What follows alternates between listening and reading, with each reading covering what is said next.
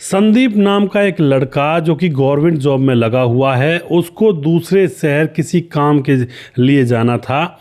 उस शहर में जाने के बाद वह रेलवे स्टेशन पर जैसे उतरता है तो रेलवे स्टेशन से तकरीबन 3-4 किलोमीटर दूर उसको रिक्शा लेकर अपनी गंतव्य स्थान पर पहुंचना था। अब वह एक रिक्शे वाले को बुलाता है, रिक्शे में बैठ जाता है और जब वह रिक्शे में बैठता है तो वह कुछ नोटिस करता है। जो रिक्शा को चला रहा था बुजुर्ग आदमी, उसको देखता है और सोचता है कि मैंने इस बुजुर्ग आदमी को कहीं ना कहीं देखा है। बार बार सोचता है, दिमाग पर जोर लगाता है और अंततः वह उतर कर उसको याद आ जाता है और उतर कर वह उस बूढ़े आदमी से पूछने लगता है कि आपका नाम क्या है, आप कौन हो। और दोस्तों, जब वह बुजुर्ग आदमी उसकी तरफ देखता है और जब ये दोनों जान पहचान इनकी निकलती है तो बुजुर्ग आदमी की आंखों में भी आंसू थे और उस लड़के के भी आंखों में आंसू थे। आखिर क्या तो परिस्थितियां थी और क्यों वह दोनों एक दूसरे को देखकर रो रहे थे, पूरी कहानी यहाँ पर जानेंगे। और इस कहानी से हमें बहुत कुछ सीखने को मिलेगा कि जीवन के अंदर अगर हम भलाई करते हैं तो वो आगे चलकर पुण्य के रूप में हमारे काम आती है। और कैसे कैसे इस कहानी के अंदर क्या क्या घटना घटी, पूरी जानकारी यहाँ पर लेंगे। वीडियो को लास्ट तक जरूर देखा करें। नमस्कार, मैं हूँ सुदेश कुमार और मेरे गोपाल चैनल में आपका स्वागत है। दोस्तों, यह घटना मुंबई के एक इलाके की है जहां पर एक विक्रम नाम का व्यक्ति रहा करता है। उसके घर में उसकी पत्नी है और उसका एक छोटा बेटा है जो अभी पढ़ाई लिखाई कर रहा है 7वीं 8वीं क्लास में। और दोस्तों, विक्रम नाम का जो व्यक्ति है बहुत ही सहनशील, बहुत ही अच्छा, लोगों की मदद करने वाला और उसका स्वभाव बहुत ही कोमल और द्रवित है। अच्छा खासा उनका बंगला है, यानी कि गरीब नहीं है, वो अमीर हैं। गाड़ी भी है घर के अंदर और पुराने समय की ये बात है, तकरीबन 98 के आसपास की। अब जो विक्रम होता है, उसकी पत्नी कहती है कि सुनते हो जी, आप घूमते घूमते सब्जी ले आओ, वहाँ पर रोड पर बिक रही होंगी रेडी पर। तो विक्रम घूमते घूमते सब्जी वाले के पास जाया करता। ज़्यादातर सब्जी विक्रम ही लाया करता था। जो सब्जी वाला था वह उसका दोस्त बन चुका था जिसका नाम था गिरधर। गिरधर को भी एक बेटा था, वह भी उसी क्लास में पढ़ रहा था जिस क्लास में विक्रम का बेटा पढ़ रहा था। अब तो यह सब्जी लाता उसके पास से, उससे बैठकर बतिया भी लिया करता। इन दोनों की काफ़ी गहरी दोस्ती थी, यानी कि विक्रम और सब्जी वाले गिरधर की। अब तो इसी तरह से समय गुजर रहा होता है।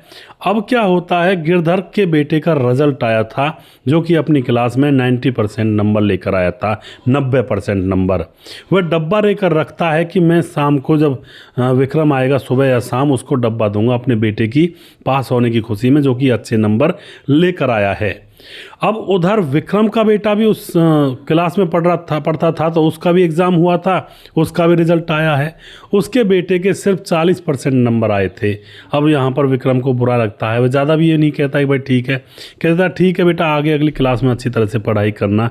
लेकिन अंतर मन में उसको बुरा लग रहा था कि मेरा बेटा इतना भी नहीं पढ़ता, इतनी सुविधाएँ सुख सुविधाएँ इसको देता हूँ लेकिन मैं वो पढ़ता ही नहीं है।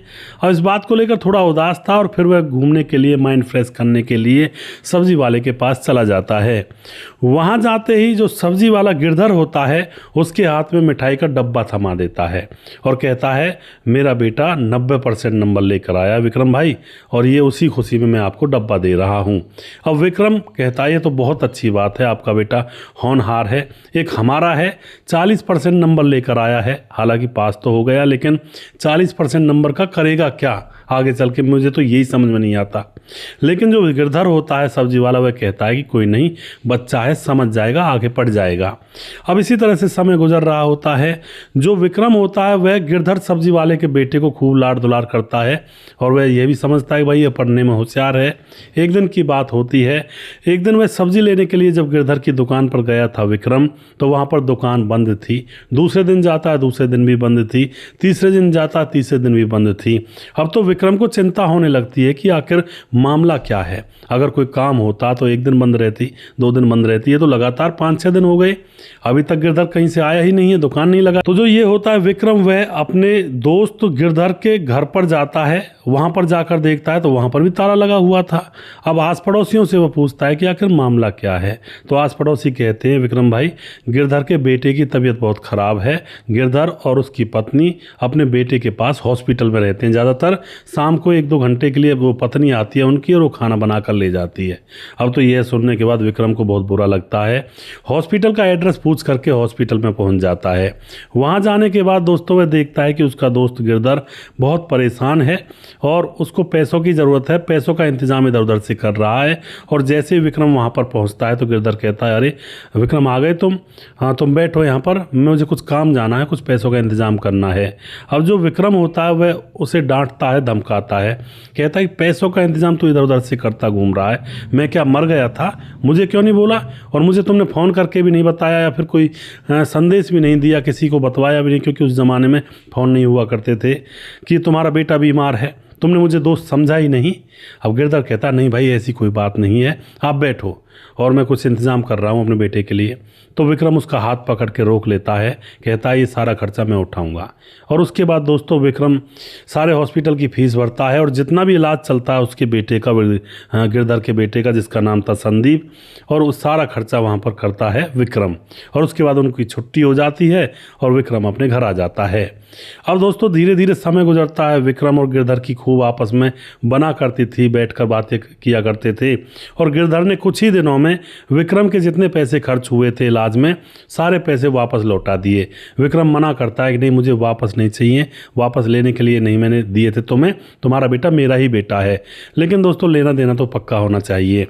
अब दोस्तों क्या होता, 6 महीने जब गुजर जाते हैं, 6 महीने गुजरने के बाद विक्रम अचानक से गायब हो जाता है, आना बंद कर देता है। तो अब जो गिरधर होता है सब्जी वाला, अब उसको टेंशन होती है कि भाई विक्रम को काफ़ी दिन हो गए, वह तो आता ही नहीं है। तो वह अपने बेटे से कहता है कि बेटा तू सब्जियों की दुकान पर बैठ, मैं अभी तेरे अंकल जी का पता निकाल कर आता हूँ, कहाँ पर है, क्या करता है। उसके बाद वह विक्रम के घर पर जाता है तो अब वहाँ पर ताला लगा हुआ था। जो विक्रम के आस पड़ोस के लोग होते हैं उनसे जब पूछा जाता है तो गिरधर को पता लगता है कि विक्रम तो अपने इस घर को बेच करके कहीं दूसरी जगह चला गया। अब दोस्तों यह बात गिरधर को समझ में नहीं आ रही थी कि आखिर विक्रम ने घर क्यों बेचा।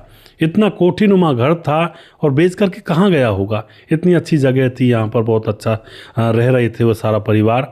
लेकिन अब वह कह देता है चलो ठीक है, बेच कर कहीं चला गया तो कोई दिक्कत नहीं है। इसी तरह से सालों साल गुजर जाते हैं। अभी तक भी विक्रम ना दुकान पर आया था और ना ही गिरधर को कहीं मिला था, उसने ढूंढा भी बहुत था। अब तो जब कई साल गुजर जाते हैं तो गिरधर का बेटा जो कि होनहार था वह गवर्नमेंट जॉब का एग्ज़ाम देता है और वह गवर्नमेंट जॉब में लग जाता है। अब इसी तरह से गिरधर जो कि सब्ज़ी लगाया करता था, उसका बेटा कहता है बाबा अब आप सब्ज़ी की दुकान नहीं लगाओगे, अब मैं सरकारी लग गया हूँ और आपको घर बिठा कर खिलाऊँगा, आराम से मज़े से रहो, आपको क्या टेंशन है, अब मैं घर को चलाऊँगा। तो अब गिरधर सब्ज़ी लगाना भी बंद कर देता है। अब इसी तरह से काम चल रहा होता है, कोई दिक्कत नहीं होती है। अब क्या होता है, जो इसका लड़का होता है जिसका नाम संदीप था, वह अपनी नौकरी के किसी काम के सिलसिले में एक दूसरे शहर में जाता है और वहाँ पर रेलवे स्टेशन पर उतर करके वह कहीं जाना था उसको, तो उसको रिक्शा लेना था। एक रिक्शा दिखाई देता है बुजुर्ग आदमी का, उसको रुकवाता है, उसमें बैठ जाता है और वह बुजुर्ग आदमी को अपना जगह का नाम बता देता है कि मुझे वहाँ जाना है। जैसे ही वह बुजुर्ग आदमी रिक्शे को चलाता है तभी यह जो संदीप नाम का लड़का था यह उसको पहचानने लगता है कि मैंने इसको कहीं देखा है, कहाँ देखा है। तो वह रिक्शा रुकवाता है और उसके चेहरे के सामने जाता है, खड़ा हो जाता है और एकदम से वह पहचान लेता है कि अरे विक्रम अंकल आप, और आप रिक्शा चला रहे हो। अब तो यहाँ पर वह विक्रम, जो वह बुजुर्ग आदमी था, वह वही विक्रम था जो गिरधर के पास सब्जी लेने आया करता था, जिसने गिरधर के बेटे संदीप की, यानी कि इसी की जो रिक्शे में बैठा है, इलाज करवाया था। अब तो यहाँ पर संदीप उससे पूछता है कि विक्रम अंकल आप। विक्रम कहता है कि आप कौन हो बेटा। तो वह बता देता है कि मैं वही संदीप हूँ जिसका आपने इलाज करवाया था, आपके परम मित्र गिरधर का बेटा। अब तो यह बात सुनते ही उसकी पुरानी यादों में वह खो जाता है और विक्रम के आंखों में आंसू आने लगते हैं। इधर जो लड़का था वह भी थोड़ा सा नम हो जाती हैं उसकी आंखें, क्योंकि वह भी उसको अपने पिता समान मानता था। उसको भी बड़ा दुख था कि आखिर विक्रम अंकल कहाँ चले गए एकदम से। अब तो विक्रम अंकल के पास वह लड़का बैठ करके और उससे कहता है, अंकल आपकी ये कंडीशन हुई तो हुई कैसे। उसके बाद विक्रम अपनी सारी कंडीशन बताता है कि बेटा मेरा लड़का जो नंबर भी अच्छे नहीं लाया करता था, मज़े से रहता, सारी सुख सुविधाएं मैंने उसके लिए की, जीवन भर कमाया उसको आगे बढ़ाने के लिए, अब वह बड़ा होकर शराबी बन जाता है और शराब के नशे में वह हमें पीटने मारने लगता है और हमारे सारे घर को वह एक दिन अचानक से बेच देता है। और घर को बेच देता है तो अब हम करते भी क्या, हम वहाँ से निकल आते हैं और वह हमसे दूर चला जाता है। फिलहाल मैं और तेरी आंटी एक किराए के कमरे में रहा करते हैं, मैं रिक्शा चलाकर अपना पेट भरता हूँ और बेटा अपना मज़े से रह रहा है कहीं। यह बात अब उस लड़के संदीप को बहुत बुरी लगती है। वह कहता है कि मुझे जल्दी आंटी के पास ले चलो, क्योंकि आंटी भी आया करती थी सब्जी लेने। तो सीधा वह विक्रम अंकल के साथ उसके कमरे पर जाता है और अपने ऑफिस में फ़ोन कर देता है कि आज मैं उस जगह पर नहीं जा पाऊँगा क्योंकि मैं बीमार हो गया हूँ। तो अंकल आंटी के कमरे पर जाता है, वहाँ जाकर आंटी के पाँव छूता है। आंटी कहती है, कौन हो बेटा? वह बता देता है कि मैं संदीप हूँ, गिरधर का बेटा। तो आंटी उसे गले लगा लेती है, बेटा तू कैसा है? तो संदीप बताता है, मैं बहुत अच्छा हूँ, पढ़ लिख कर मैं सरकारी नौकरी मुझे मिल गई है और मैंने बाबा का काम भी छुड़वा दिया है और अब तुम्हें भी मेरे साथ चलना होगा। अब यह बात सुनकर विक्रम और उसकी पत्नी कहते हैं, नहीं बेटा हम यहीं पर ठीक हैं, तुम अपने परिवार के साथ रहो और हमें जैसा तैसा गुजारा हो रहा है हम यहीं पर कर लेंगे। लेकिन संदीप मानता नहीं है, कहता है कि मैं आपको यहाँ पर एक इतने ऐसे कमरे के अंदर नहीं छोड़ सकता जिसमें पेंटिंग भी अच्छी नहीं है और ये जो इसके अंदर कोई सुख सुविधा तो है ही नहीं, आप यहाँ पर कैसे रह रहे हो? वह मानता नहीं है और फिर वह उनके कपड़े लत्ते बंधवा करके जो भी सामान था उसको लेकर के अपने घर पहुँच जाता है। घर जाते विक्रम जैसे गिरधर को देखता है और गिरधर जैसे विक्रम को देखता है तो उनकी आंखों से आंसू निकलने लगते हैं और गिरधर अपने दोस्त विक्रम से कहता है कि तू चला कहाँ गया था यार, तेरी मैंने कितनी राह देखी, कब तक मैंने इंतज़ार किया कि किसी दिन सब्जी लेने के लिए विक्रम आएगा, लेकिन तू तो आया ही नहीं। विक्रम अब उसके सामने रो रहा है और गिरधर उसके सामने रो रहा है। अब तो यहाँ पर जो बेटा होता है संदीप, वह सारी कहानी अपने पिता गिरधर को बता देता है कि इस तरह से, और मैं इनको अब यहीं पर लेकर आया हूँ, यहीं पर रहेंगे। इस बात पर गिरधर और खुश हो जाता है कि अब तो मेरा यार मेरे पास ही रहा करेगा। तो उस घर के अंदर 2 पोर्शन थे, एक पोर्शन खाली पड़ा रहा करता था जिसमें वो किराए के लोगों को रखा करते थे। तो उस पोर्शन को अंकल आंटी को संदीप सौंप देता है कि आज से घर यह तुम्हारा है और तुम यहीं पर रहोगे हमारे पास, हमारे पड़ोसी बनकर। अब तो इस बात को सुनकर विक्रम मुस्कुरा जाता है कि हाँ बिल्कुल मैं यहीं पर रहूँगा, लेकिन अब मैं खाने कमाने के लिए भी जाया करूँगा। लेकिन संदीप मना कर देता है कि आपको किसी भी काम को करने की ज़रूरत नहीं है, मैं हूँ आपका बेटा और मैं आपका जो भी कुछ होगा आपका गुजारा मैं करूँगा। तो इस तरह से दोस्तों ये दोनों अंकल आंटी, अब इनको संदीप अपने घर ले जाता है और आराम से इनको अपना ही घर जो साइड में बना हुआ था उसमें रहने के लिए दे देता है और कह देता है कि आप अब यहीं पर रहोगे जीवन भर। तो इस तरह के दोस्तों जो लायक बेटे होते हैं वो अपने परिवार को तो करते ही करते हैं, सपोर्ट अपने माँ बाप को तो सराखों पर रखते ही रखते हैं, यहाँ तक कि दूसरे के परिवार को भी सपोर्ट करने के लिए तैयार रहते हैं, जो लायक बेटे होते हैं। और जो नालायक बेटे होते हैं दोस्तों, जैसे कि इन विक्रम का बेटा था, वो अपने परिवार को ही कुछ नहीं समझते, दूसरे के परिवार को तो सहारा तब देंगे। दोस्तों कुछ दिन गुजर जाते हैं और कुछ दिन गुजरने के बाद विक्रम का जो बेटा होता है वह फटे हाल अपने माँ बाप को ढूंढता हुआ, जैसे किसी ने बताया तो वहीं पर पहुंचता है। माँ बाप से माफ़ी मांगता है, मुझे माफ़ कर दो, मैंने सारे जो भी प्रॉपर्टी थी सारी बेच करके शराब जुए लड़की बाजी में उड़ा दिया, मुझे माफ़ कर दो कैसे भी करके। तो उसके बाद माँ बाप का तो दिल ऐसा ही होता है, उसको माफ़ कर दिया जाता है और वह लड़का बिल्कुल अब शराब वगैरह पीना बंद कर देता है और उसकी अब कोई काम धंधा ये जो संदीप होता है यह खुलवा देता है मार्केट के अंदर। धीरे धीरे वह मेहनत करता है, हालांकि रिकवर होने में बहुत टाइम लगेगा क्योंकि उनकी इतनी बड़ी कोठी थी जो कि करोड़ों की थी और बहुत सारी प्रॉपर्टी प्लॉट पड़े रहा करते, व्यापार भी उनका था, बिजनेस भी था, सारा ठप हो गया था बना बनाया। तो उसको बनाने में टाइम तो लग जाता है तकरीबन 8 से 10 साल। लेकिन दोस्तों दोबारा से विक्रम और उसका बेटा और उसकी पत्नी दोबारा से पटरी पर आ जाते हैं और बहुत बहुत शुक्रिया करते हैं अपने दोस्त गिरधर और उसके बेटे संदीप का।